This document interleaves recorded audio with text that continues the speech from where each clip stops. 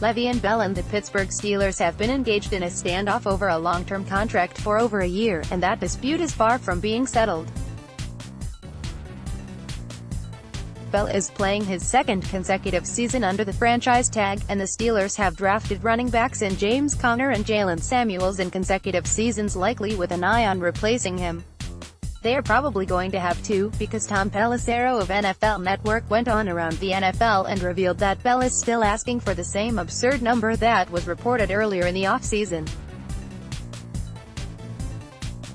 The number that he turned down a year ago was a 5-year deal worth more than the $12.1 million tag. Bell's number in negotiations this offseason in talks has been $17 million.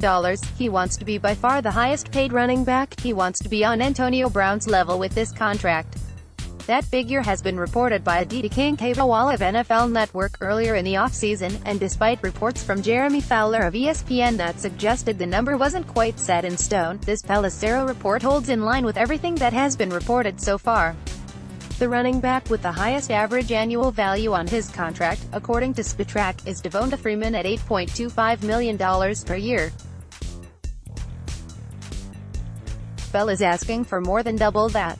Keep up to date with the 6x Super Bowl champions. Click here to receive your free newsletter. What is most interesting to note about Pelissero's report, though, is that he mentions a very interesting tidbit that often goes unnoticed in these stories. Bell was college teammates with Kirk Cousins, who was tagged twice in a row before the Washington Redskins finally had no choice but to let him reach unrestricted free agency. Price was too high, and if Bell were tagged a third time, his 2019 price would be over $20 million.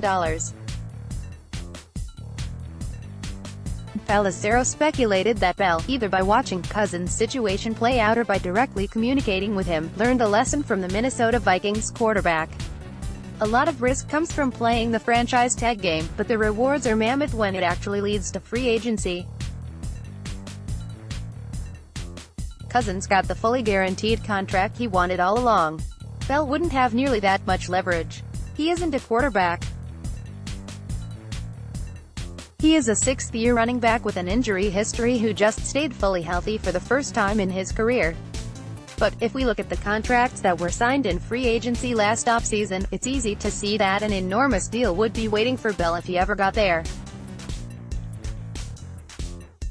It has been reported that he wants to be paid as a star running back as a number 2 wide receiver.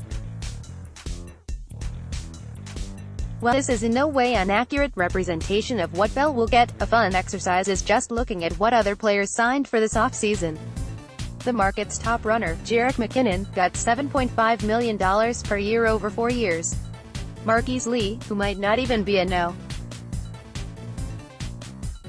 Wide receiver, got $8.5 million over the same span.